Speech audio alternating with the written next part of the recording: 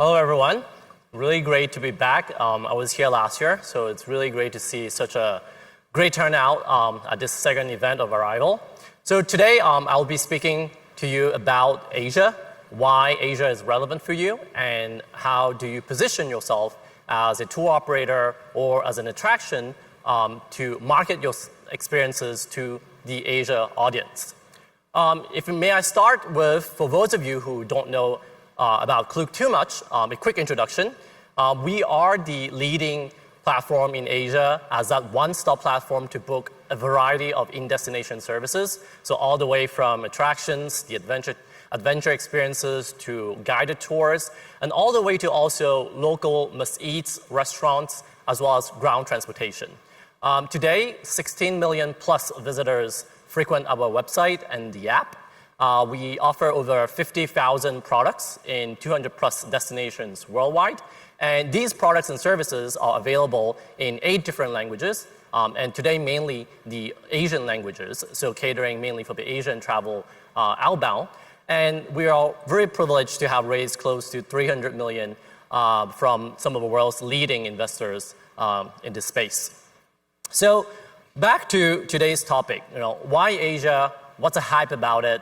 And the reality is, over the past few years, incomes have risen exponentially in Asia, for the past decade or more, and whereby travel has now become a key component of discretionary spending. And as you can see from the right-hand side chart, Asia's share of the global outbound has more than doubled since the early 2000s to now making up 30% of the global market share. And specifically to the US, just over the last 10 years, outbound to US has grown over 80%. So it is a fast-growing market, and there's great potential. And this potential, we see it in the investment world. If we look at all the investment that have happened in the travel space globally, in fact, over just the last 2 to 3 years, 50% or more of such money has flown into Asia. And if you look at some of the most recent deals that have taken place, take, for example, Booking Holdings. In the last 12 months, we've been counting, they've made 4 investment or acquisitions, and 3 out of those 4 were in Asia. The first one being Didi, which is the China ride-hailing app, Meituan, which is China's leading local service booking platform, and third, Hotels Combined, which is a travel meta search in the Asia-Pacific region. So there's no doubt that Asia should be on your radar, but we'll speak more about now who are they, what defines them, and how do you position yourself better to appeal to such audience. Very quickly, these are some overall statistics about the Asia outbound numbers. As you can see, it's a very diverse source, with mainland China accounting for close to 100 million outbound visitors a year, followed by Southeast Asia and India, and then the North Asia, which is Japan, South Korea, and then you have Hong Kong and Taiwan. So this is kind of a landscape. But what's the most relevant for you, though, as the audience today, are the independent travelers. They are the people who would be looking for your type of experiences. And if you look at this landscape only, the dynamics is slightly different. Southeast Asia and India, in fact, takes the #1 spot. Because today, a big portion of the China outbound is in fact still group tour. So they wouldn't be as relevant to your market. But speaking of relevancy, for the Asia outbound to the US and Europe, which we call long haul, in fact, you will see a bigger share of the East Asia and the North Asia because of the higher spending power relatively as compared to Southeast Asia. So you will see indeed more North and East Asians in the US, more valid for your market. Now, one of the main driving force behind the fast-growing independent travel market from Asia is coming from the millennials, and we call them the AMTs, the Asian Millennial Travelers. There are 1 billion of them in Asia, and so they are deemed to become the next growth driver of the entire Asia outbound. And what defines them? What are their characteristics? Well, first being they're very curious, more adventurous, so they do look for more authentic experiences, so that's something relevant for the audience today. Second, they're willing to spend. But given they are the millennials, they are younger in age, so they are relatively more budget conscious. So looking for experiences that's probably more value for money type of experiences. And of course, they are extremely digital savvy. Their language is basically social media. So you've got to get your experiences marketed and promoted on the social media channels in Asia. So now that you've learned a bit and know a bit more about the characteristics of a AMT, the Asian Millennial Traveler, we'd like to share with you some of the learnings that we've had over the last few years marketing to the Asian traveler and how you can position better your services. So number one is designing your tours and experiences to be a little bit more compact. They would like to see more, do more in shorter time.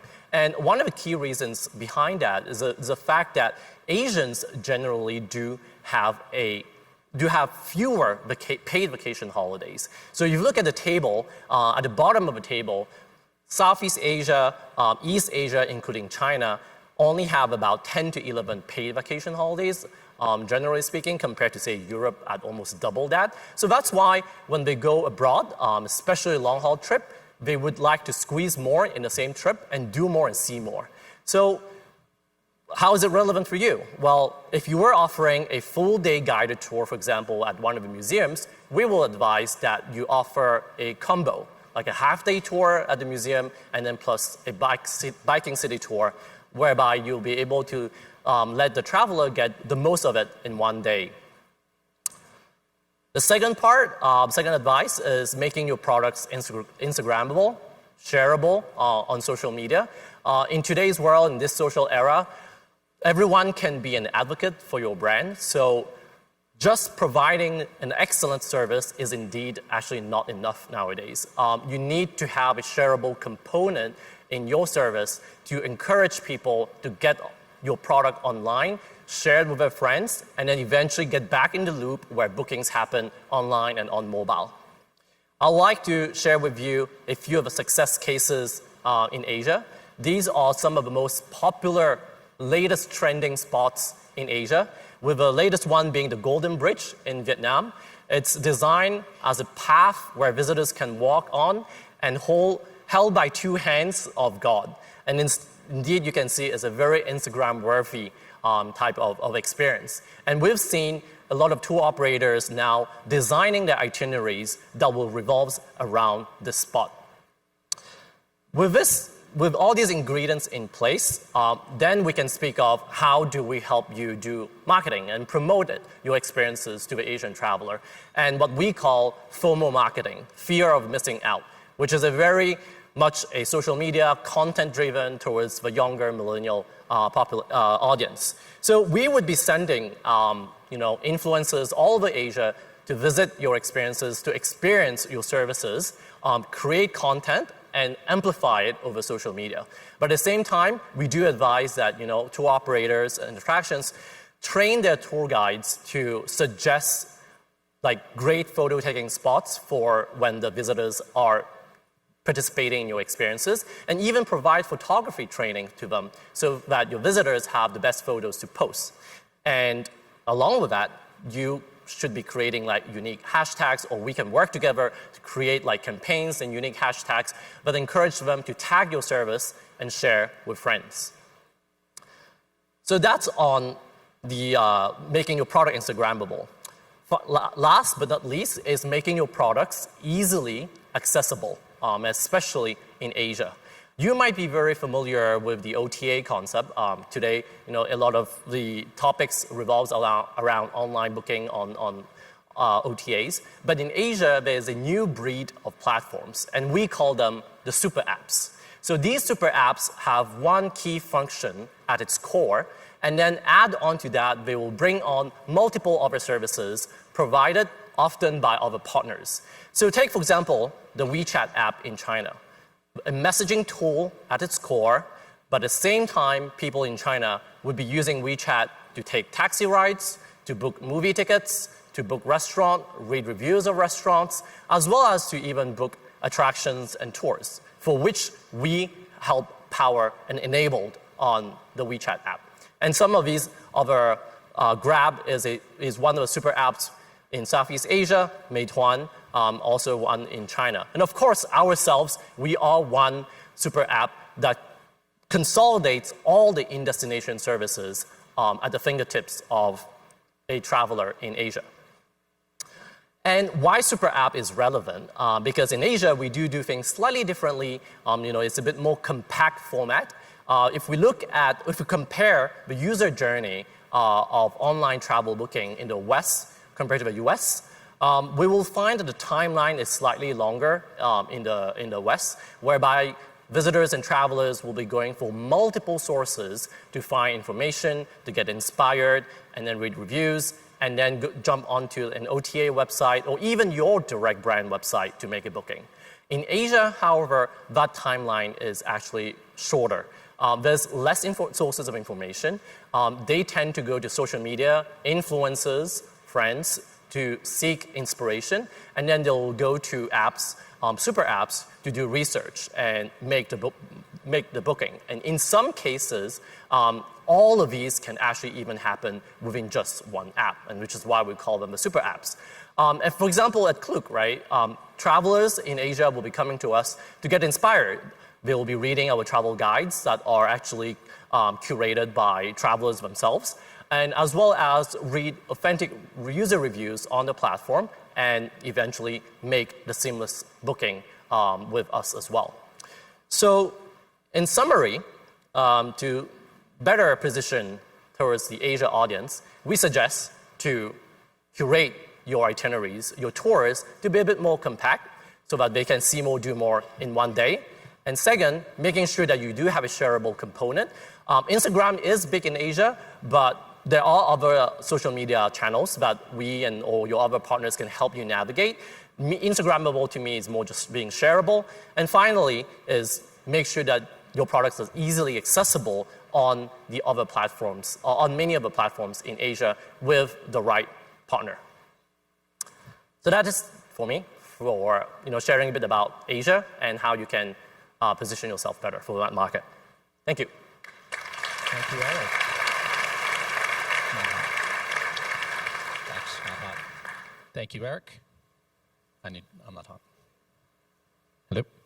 Yes. Thank you, Eric. Sorry about that. Just getting my mic working. So you guys have raised over $300 million, as I understand it. Yep. That is more than Viator sold for a few years ago. What are you going to do with all that money, and what's next? What's your exit?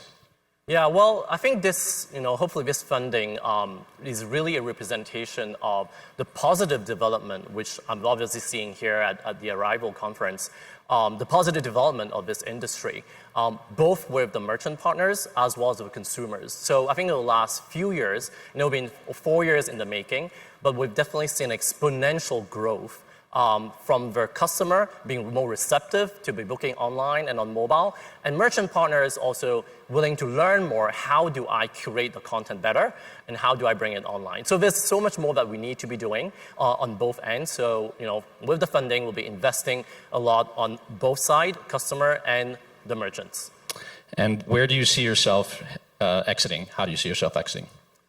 Well, I think we definitely aim to become the household name for booking all the in-destination services globally, but with Asia, of course, as being one of the homegrown market for us.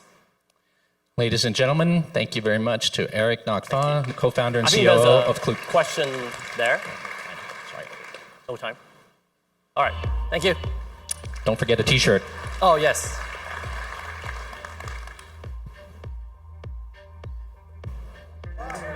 We have the San Francisco Love Tours. Go for it. Thank you.